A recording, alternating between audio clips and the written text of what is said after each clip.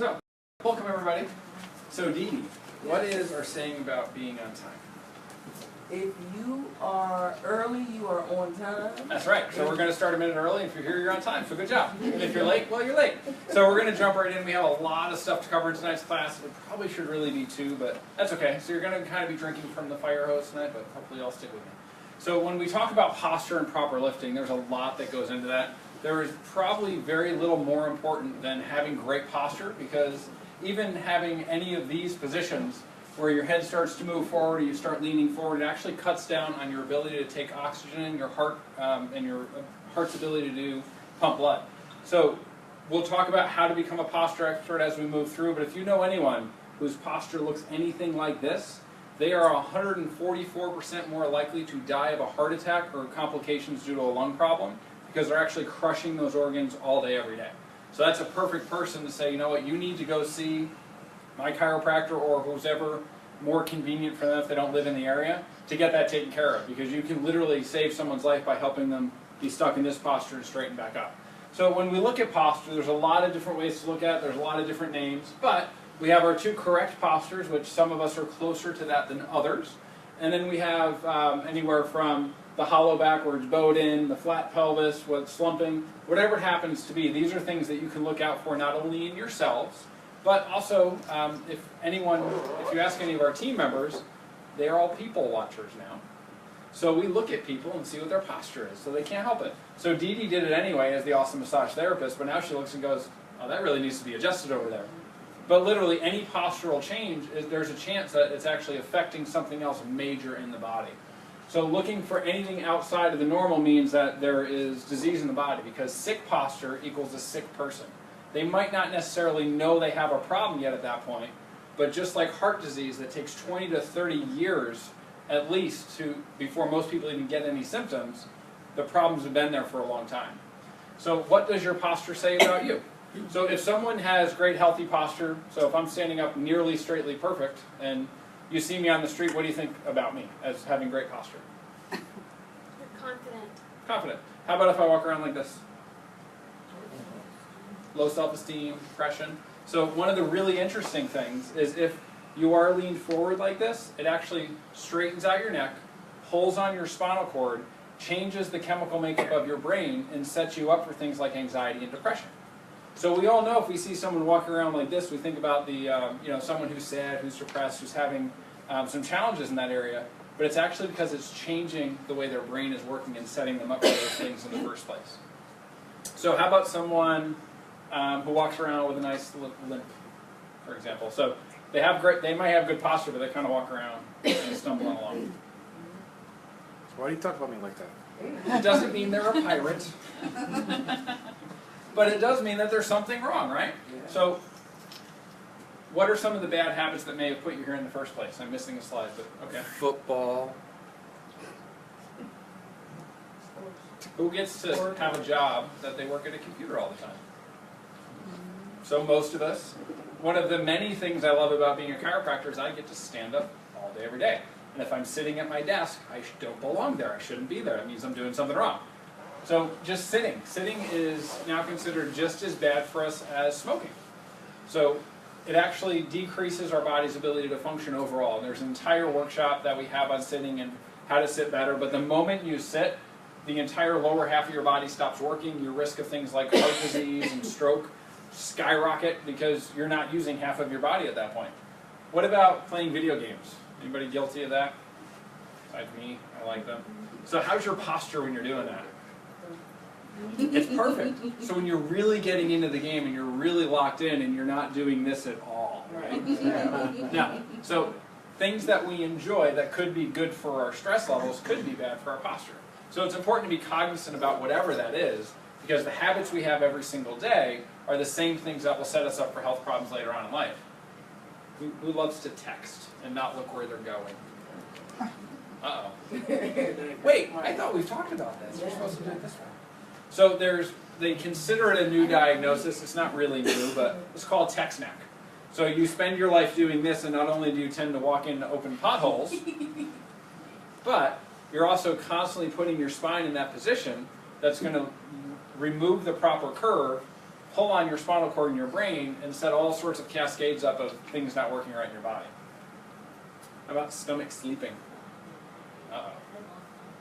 So those are some stomach sleepers. So again, we have a workshop on that too, and there's a ton to work on. But if you're a stomach sleeper, what do you think it does for your neck alone to be stuck like this for 5 to 8 hours, depending how long you sleep?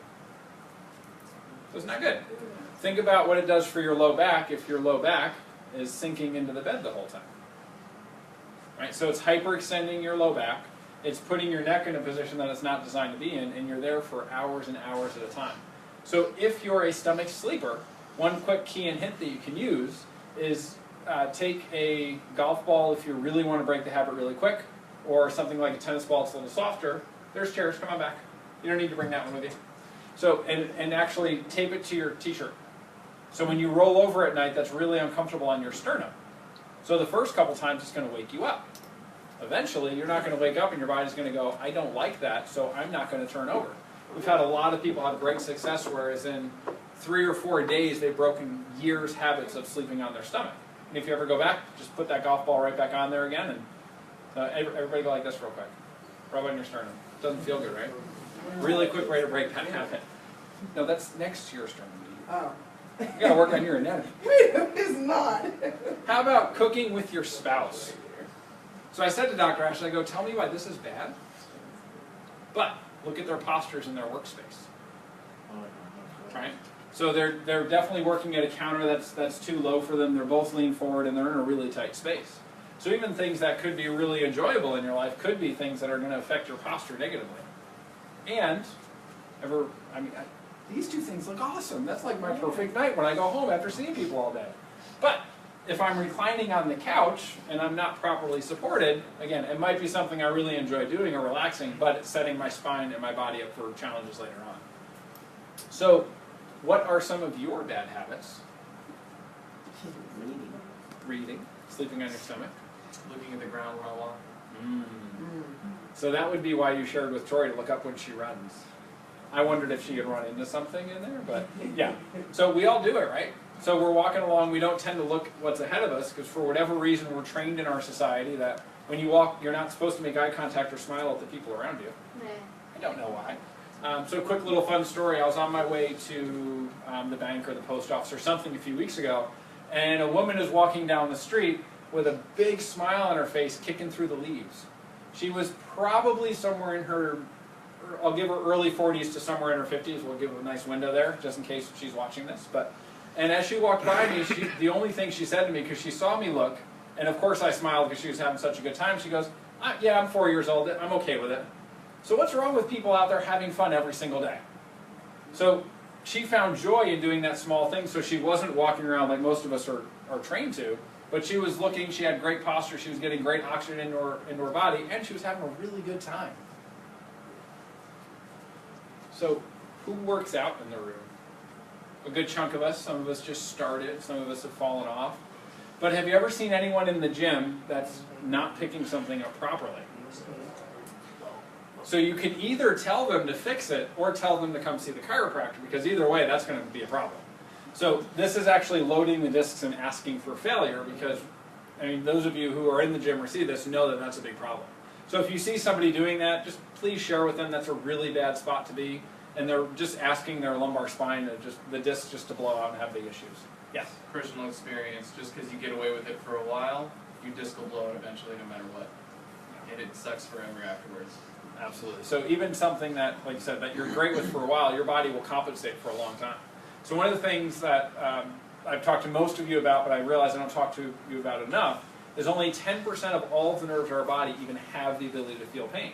So that's why we can do something like this for years and years and years and not really notice there's a problem, and then one day we bend down to pick up a pencil and we're on the floor, and then we go, this just happened, why is it taking so long to get better? Because your body was compensating the whole time. How about this one?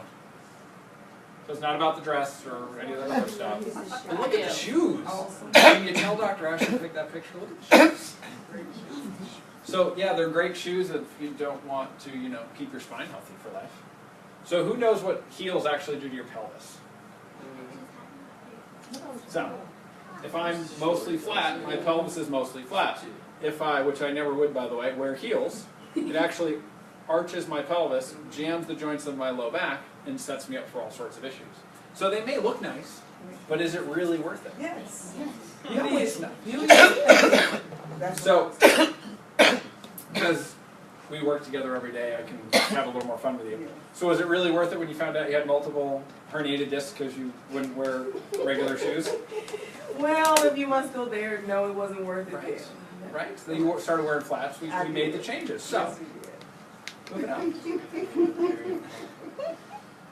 So our bad habits come from things that we learned in life. So things that we learned from our parents. So those are the hereditary things. So we have the opportunity to take care of families of multiple generations, which is just super cool for me because we have great grandparents, grandparents, parents, kids, all 4 or 5 generations across. Which hey, there's some sitting right here right now, which is it's just awesome. But beyond just the awesomeness of taking care of the whole family, they all have the same problems. That only happens because they all learn to do the same things the same exact way. So that's why it's very important and why the Patient Appreciation Day we just had was really focused on getting your families checked, because if you have the issue, the likelihood that they have the same problem even if they don't have the symptom yet is really, really high. Oop, jumped ahead. So your work or home environment, so we talked about that computer work, or even myself, I get to stand all day, Tori gets to stand all day. There's anti-fatigue mats there now because you may or may not have noticed. I didn't think to ask for cushioning under the carpet when we built the office. I just thought all carpet came with cushion. Apparently not. And any of your activity of daily living choices. So you could choose to do things really great for you, like going outside and exercising or taking part in the 5K that was a couple days ago. But even that could cause a problem because all our roads are pitched. So if you don't run on the opposite side of the road sometimes, you're setting yourself up for failure. So what does your posture say about your health? It says everything. So our posture is the window to our spine. It's why we start off with the very first thing we do with anyone the first time they come in is to check your posture. Because if you have great healthy posture, your spine is probably great and healthy. But almost everyone who we check has some postural challenge, whether it's a shoulder that's high, a hip that's twisted, a foot that turns out, whatever it is, those are all signs that your body is saying something isn't working right, please help me, regardless of how great you feel. So when we look at your posture, or the neck from the side, and we've all seen this along the way, so when you see someone standing up straight with a good curve in their neck, their spine very likely looks like this one. We have these great disc spaces, we have a 45 to 60 degree curve exactly the way it's designed to, and everything is working awesome. But by the time we get here where somebody's neck starts to straighten out, how do you think that person feels?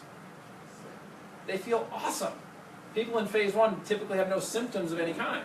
So your body is already starting to break down for years at this point, and you have no idea there's even a problem. If we wait until it gets as bad as phase 2, you might hurt for a couple of days. But what do most of us do if we hurt for a few days? Take some Motrin, some Tylenol, something, and keep going. Does it do anything to fix it? No. So we wait a few more years, and we end up down here where our spine is fusing together, where we have those people whose heads are extremely forward. There's actually a person who works in this.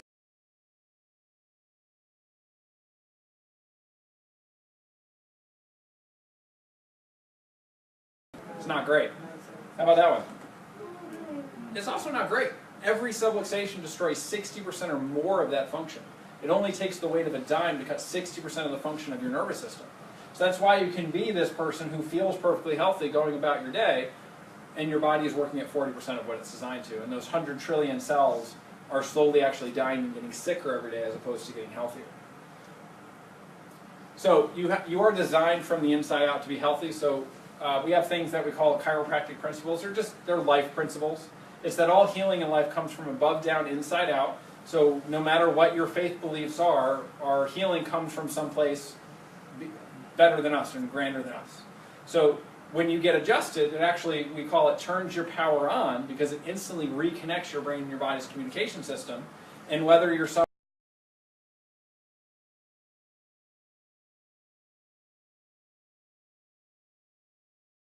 says something like our circulatory system. That's important.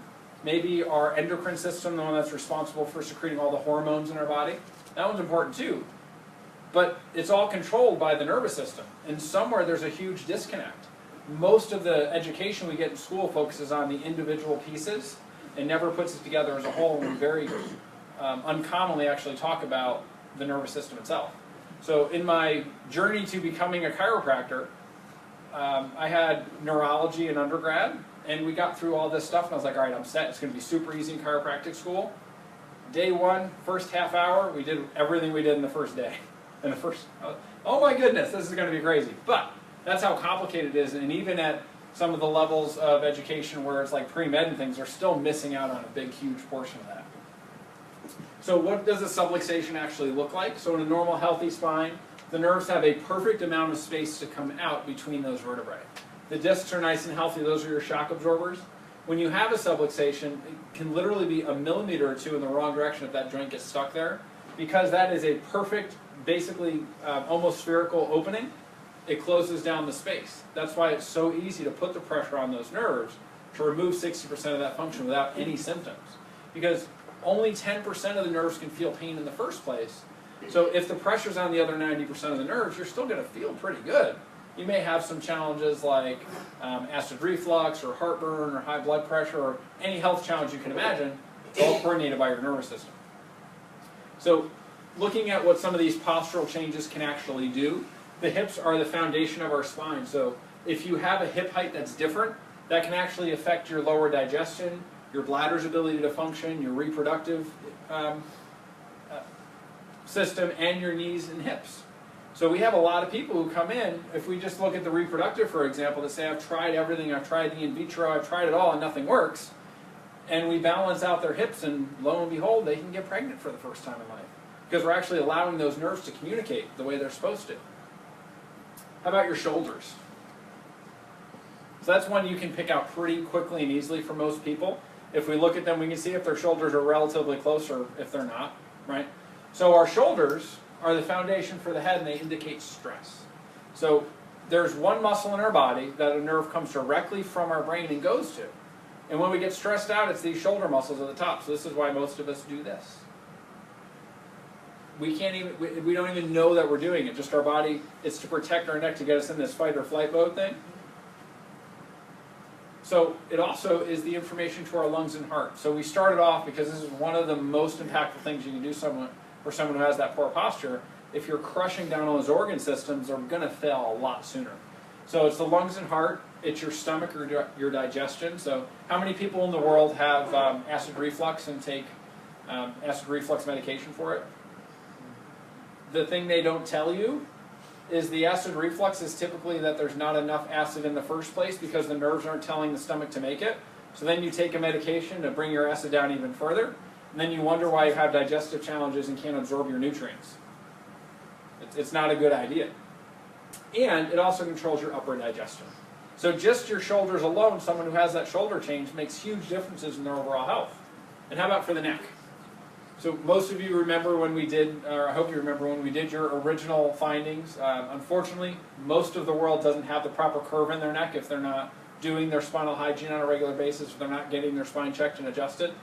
Just that simple slight moving forward, it adds easily 42 or more pounds of pressure than was ever designed to be on your neck in the first place.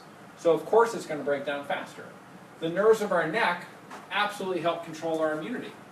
They control things, or they can be related to things like headaches. 95% of all headaches actually come from the joints in your spine, or the joints of your neck, not working the way they're designed to.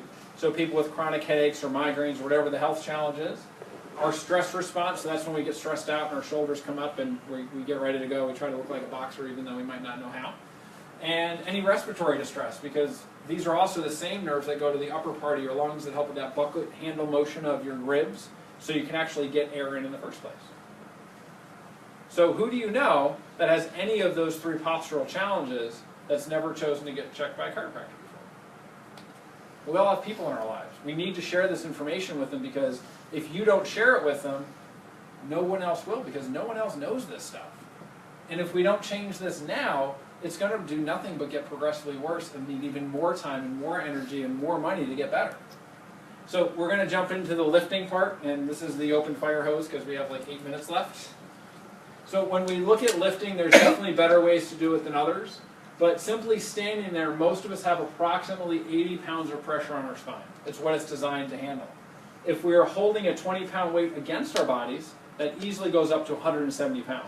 So anyone who's even slightly good at math, somebody here has 16 problems to do later today, realizes that 80 plus 20 does not equal 170, but it's the biomechanics of the way the spine works. If we hold it out just a little bit in front of us instead of against our bodies, that jumps up to 260 extra pounds of pressure on our spine. How about if we bend forward and try to pick something up from in front of us? So this is back to one of the first pictures we started with of the person in the gym that's not lifting properly. It jumps up to 635 pounds. How can you possibly imagine that your spine could do that, let alone once? That's the amazingness of our bodies, but that it could do it repetitively for years and years and years. That's insane. Now if we lift 1 pound from 20 inches in front of us, or about 1.5 feet in front of us, that's the equivalent of 460 extra pounds. So literally just picking up something like a basketball could cause a big problem. And I actually experienced this when I was a teenager because I still pretend I can play basketball. If any of you have seen after I adjust you and I throw the face paper in the basket, no one would hire me, not even like a high school team. But I pretend. But I picked up a basketball at one of those bank shot basketball places and I was done. I was on the ground because it was something I had done repetitively for a long time, and that small weight put a massive amount of pressure on my spine. So then if we take a look at what sitting does holding a 1 pound weight, talk about how bad sitting is for our spine. It's 220 extra pounds of pressure when you don't even think you're necessarily putting pressure on there. Because you're sitting, so you go, well, my spine's fine, it doesn't have an issue. So those proper positions and proper lifting, we'll go into some examples of that in just a second, are extremely important. So you have to stop the damage, you have to acknowledge the problem, getting adjusted, we've talked about that. There is nothing more important, more vital you can do for your own health than to get checked by a chiropractor.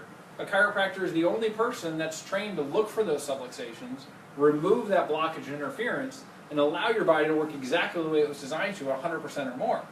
You have to break any of the bad habits that you have. So if you're one of the people who raised your hand about being a stomach sleeper, remember, take that golf ball or tennis ball or something to your chest to help you break that habit, and it won't really disturb your sleep that much. You have to train on healthy new habits. So one of the classes we have coming up, and I think it's the last one of the year or the first one of the new year, is a goal-setting workshop. Does anyone know how long it takes to make a new habit? 2 weeks, upwards of a lot longer than that, but it takes a minimum of 2 weeks. So you gotta put some time and effort into changing these things. And how about maintaining those good habits? So once you've gotten to that 2 weeks, you keep doing it.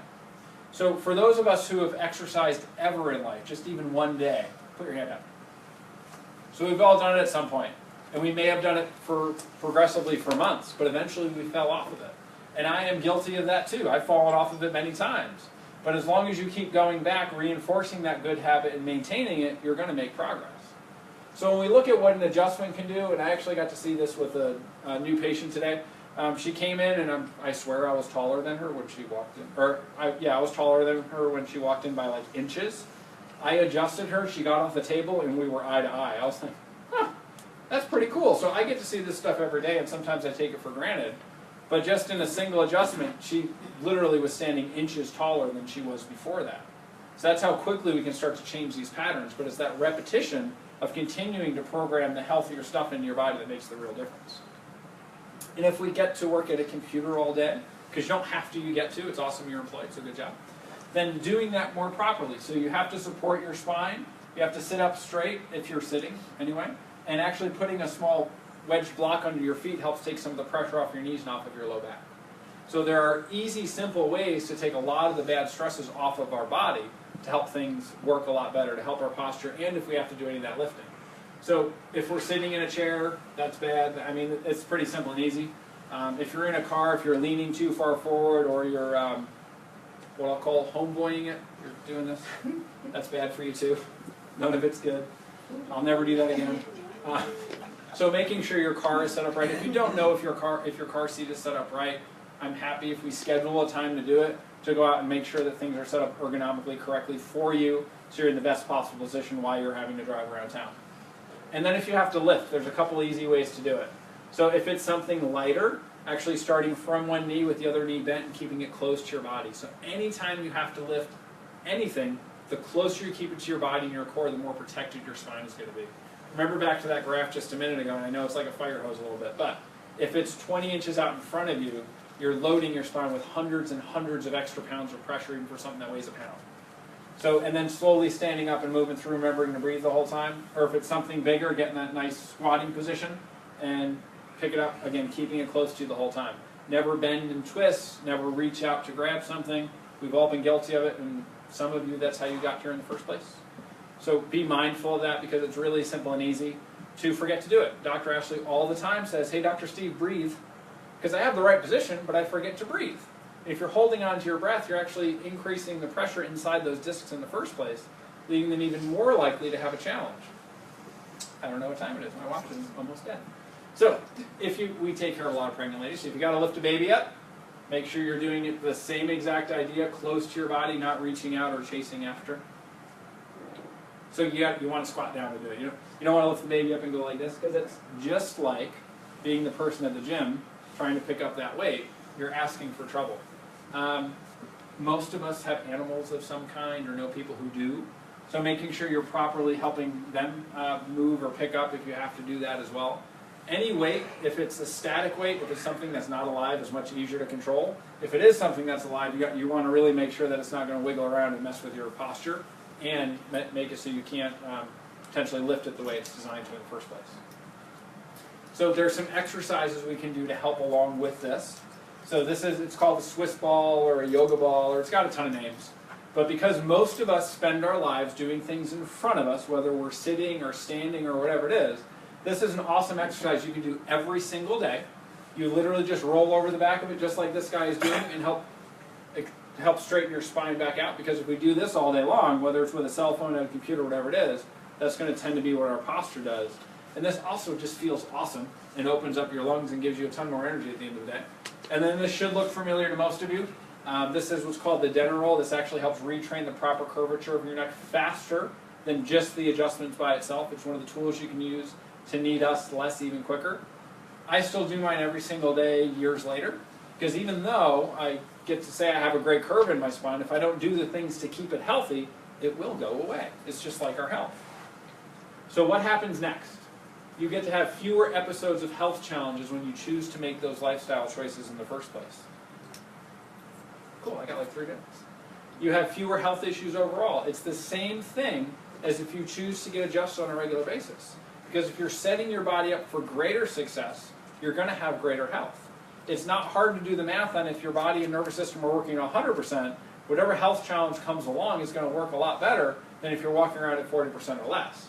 Now think about, that's just getting adjusted. If you're compounding that with eating healthy, doing the right exercise, proper lifting, great posture, you're setting yourself for even greater and greater success and greater possible health.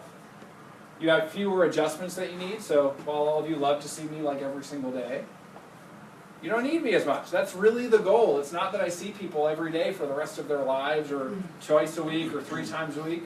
The most ideal version is you get checked once a week. Doesn't mean you get adjusted every week. It means you get checked every week. Because if you have a subluxation for as little as 5 days, the degenerative and arthritic process starts to set in your spine. If you wait that 2 weeks, and there are chiropractors out there that say, oh, you need every other week, you need once a month, whatever that happens to be, meanwhile they get adjusted once a week. Just put that out there. That 2 weeks, it can take 1.5 years to change that degenerative process that happened in 2 weeks. So that's where that recommendation comes from. I get adjusted every week regardless. I'm actually traveling around to different chiropractors now because Dr. Ashley's not allowed to adjust anymore. Every time she does, she has contractions. That's not a good thing until she's supposed to have those. But making sure you're keeping up with that, and it doesn't mean, again, you get adjusted every single time. It means that we check to see if you need it. And who do you know who doesn't have posture like this person here with great posture? Because those are the people you need to share, whether it's tonight's information or a different day's information, you need to share it with them. Because if you don't share it with them, who else is going to? And it could be absolutely no one. So whether it's the person that you're going to help not have that 144% higher chance of a heart attack and a lung problem, or just the person who wants to walk a little more normally going down the street and not have issues later on in life. If there's a postural challenge, there's a health challenge. A sick posture is a sick spine. It doesn't make a difference how great or how poor that person feels. It might not be today, it might not be tomorrow, but we've all heard stories about the perfectly healthy person who eats well and exercises every day and drops dead of a heart attack. Doesn't mean they were healthy. It means there was something wrong that was ignored, because the body doesn't fail because it just fails. It fails because there was a problem that's been there for a long time. So please share some of this information with someone, even if it's one person. You are here, awesome. So one of the people in the room shared with me that they've been talking to someone about it, and they're continuing to talk to them about it, and I think you used the words, I'm going to wear them down or something like that, because some people need more help to make the right decision in the first place, right? And we can all look at different aspects of our life where that's true, where it took us longer to get there.